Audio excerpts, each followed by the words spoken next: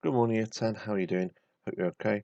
Today, the lesson is a comparison question again, and the question we're looking at today is how do different poets present family relationships? And there is the question being highlighted now. Okay, so without further ado, let's move on with this.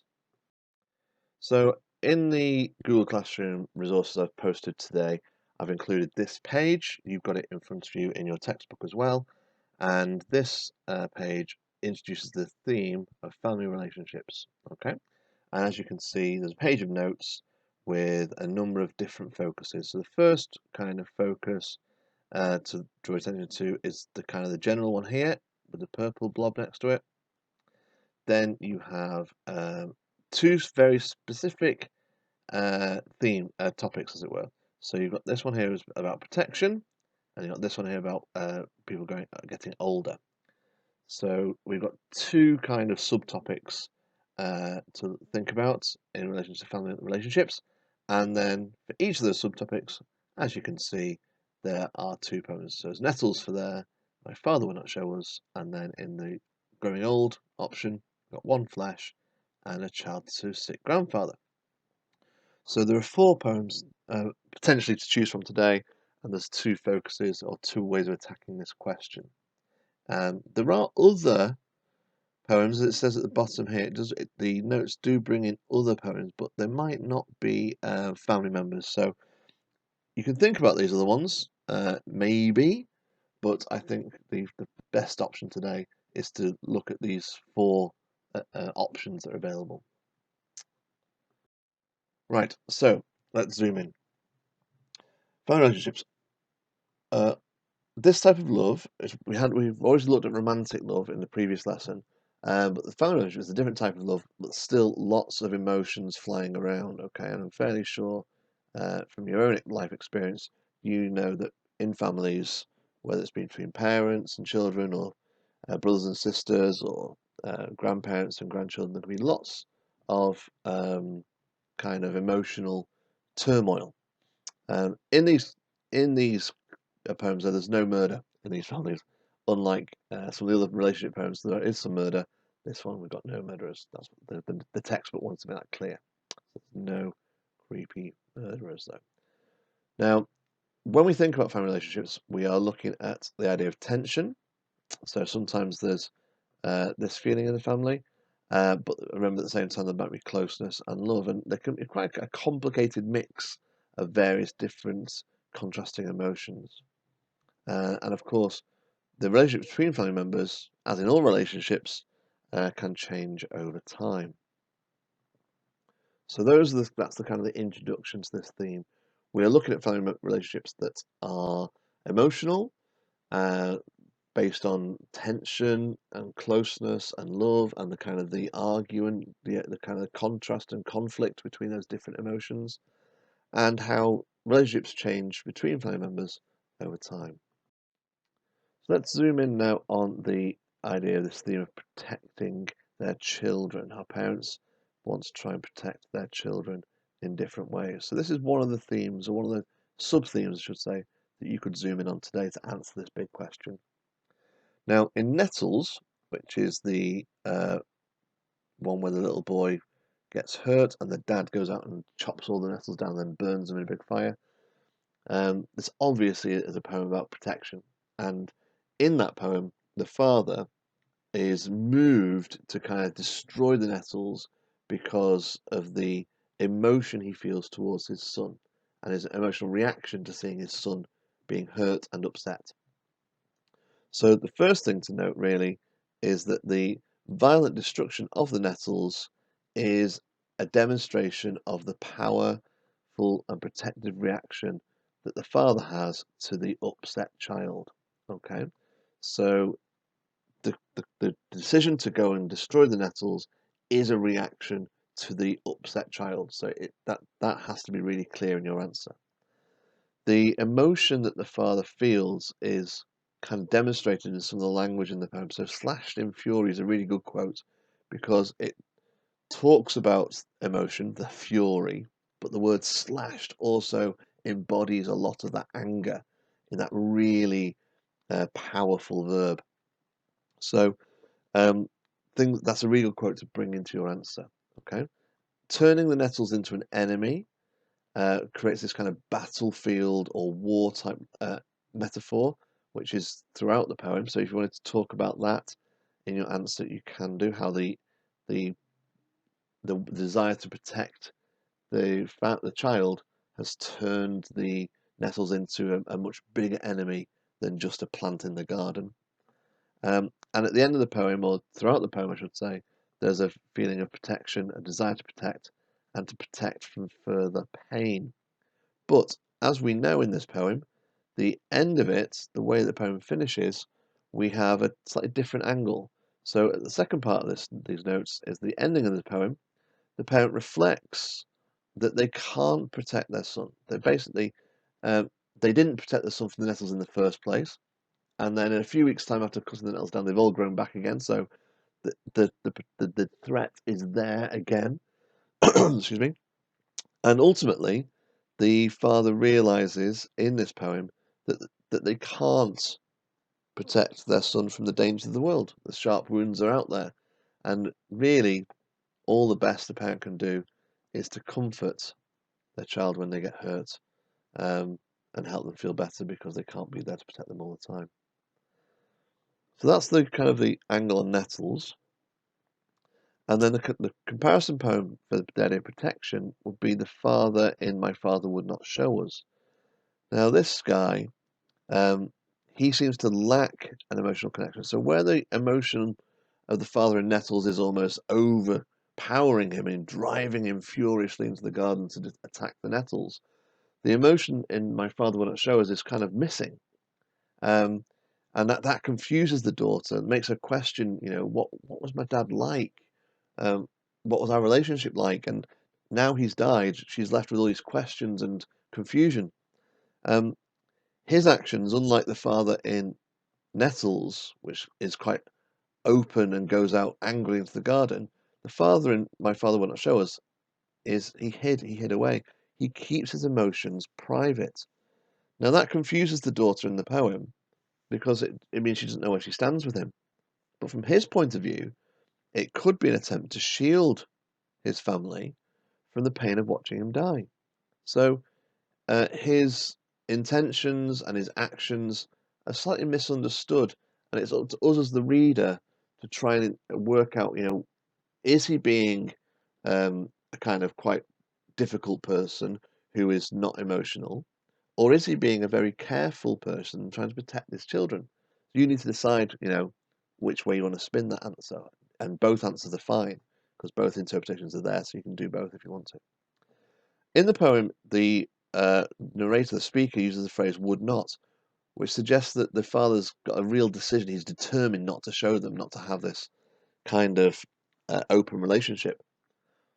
Sounds like he's got a real sense of control, um, which is obviously a contrast with the helplessness he's faced as he dies. The only thing he can control in this moment, in these weeks before he dies, as he gets weaker and iller, the only thing he can control is the amount of pain which his children suffer. Well, that might not really be his responsibility. Maybe he's caused more pain by not letting them close to him in his final days and weeks. So his attempt to protect them, to control the amount of pain that they feel, might actually be causing them more pain because they feel like they can't help him, and they're not there when they feel that when they want to be with him. The third thing to say about My Father Shows is that the resentment that the narrator has, the narrator seems to be really unhappy with the way her father's gone about his kind of approach to death, and the face the wall approach, kind of turning his back on the family and not really showing them, is certainly part of that resentment. She feels that he's not allowed them in to see and help him. But towards the end of the poem, there's a better understanding, okay, about the father, and that would not becomes a could not, which makes it seem a bit more sympathetic. They start to understand him a bit more. And perhaps at the end of the poem, the speaker has realized that the silence is actually because he's helpless, and his hiding is an attempt to protect. So that's how the poem kind of explores the idea of this father dying. The speaker is confused, has got some kind of negative emotion towards the dad, but by the end of it, she kind of realizes, well, hang on, he couldn't really do it any other way. He didn't have any choice about it, and in one respect, she understands his actions might have been an act of love and kindness as he tries to protect her and her siblings from seeing him in a kind of weakened and distressed state. So that's how you could attack this question on the theme of protecting children. Okay. The other option to attack the question about family relationships is this idea of it's difficult watching family members grow old. Okay. So this is about the change in a family as people have developed over time. The first option here is One Flesh, which is that poem about the couple, the married couple, um, who are parents and how they no longer share a double bed in their bedroom, they have two single beds instead. And this poem, the narrator explores how their parents' relationship has changed over time. Okay, as they've got older, they have become less intimate. There's a sense of the relationship being cool and hardly ever touching each other, which contrasts very much with the fire of their former passion, which obviously is what they had in their younger, earlier stage of their relationship. So we've got the two sides of this relationship. The narrator can see the parents are now cold and lacking that intimacy, but the speaker is also aware that there must have had been that passion and that contact before, because they've obviously been able to create her. There's a sadness in this poem when they discuss this idea of chastity. Chastity is the decision or the state to basically no longer have sex with someone or be someone who doesn't have sex with anybody. So if you're chaste, you're in this mindset that you no longer uh, have that side to your life, and that's where the narrator is saying her parents are now, that they've been on this destination, this journey, which inevitably ends in chastity, this state where they don't have intimacy anymore, and that has been this that in the relationship in this marriage, that's the inevitable destination, and the speaker in this poem could be claiming that that's the destination of all relationships or all marriages, that ultimately they get to this point where sex is no longer part of their existence. And I think there's a real sadness from the speaker in that concept, or even dread, that that's where relationships are destined to end up. At the end of the poem, the narrator is reflective, so that's a bit similar to what we said about My Father Will Not Show Us. At the end of the poem, there's a sense of, do the parents know they're old? Okay, how do the parents feel about the situation? The narrator is aware of their parents, um, but perhaps the parents aren't aware of themselves, and it might that might be the kind of the difficulty in this relationship between the child and her parents is what she sees about them. They might not be aware of themselves. They've just got used to it, where she still feels a bit angry, a bit upset about their relationship changing. With that sense of the relationship changing over time and it being upsetting, in a child to a sick grandfather, we are really quite a upsetting point of view here, as we are watching an old, much loved grandfather get weaker and weaker until eventually he's in his sick bed and dies peacefully, slipping away into his sleep. Now, in a way, it's a beautiful uh, death, in terms of the grandfather has died with his family around him in the home that he has uh, spent most of his time. So it's in a way, it kind of is a bit ideal. Um, but from the child's point of view, who's watching this happen, we get a kind of confusion and uncertainty. So the speaker in this poem remembers a happy, loving relationship, and it's beautiful. It really is beautiful. All the little details that come through in this poem about how close the boy and his grandfather are. It's full of love and full of happiness. And of course, that's what's causing the upset and the confusion, because the little boy doesn't understand why things have changed. There's a real sense of, the child is missing the affection and the closeness that they've enjoyed together in the past. The speaker uses the word vexed, which means kind of annoyed and upset, confused about how the father is now elderly and how, he can't do anything about it. And it's really frustrating for the kid that he used to have this much more active, playful relationship with his granddad, but now can't have that because the granddad's getting old and is too frail and fragile and ill to play games like they used to do. And that kind of feeling demonstrates the distress and the frustration that the child feels in the situation. From our point of view, excuse me, from our point of view, we feel the pain for them as they watch him struggle. Okay, that's that, and the him in that sentence is both the child trying to come to terms with the change that's happened to grandfather, and we can imagine the grandfather's point of view as his frustration that he can no longer entertain his grandson and play with his grandson in the way that he loves to do.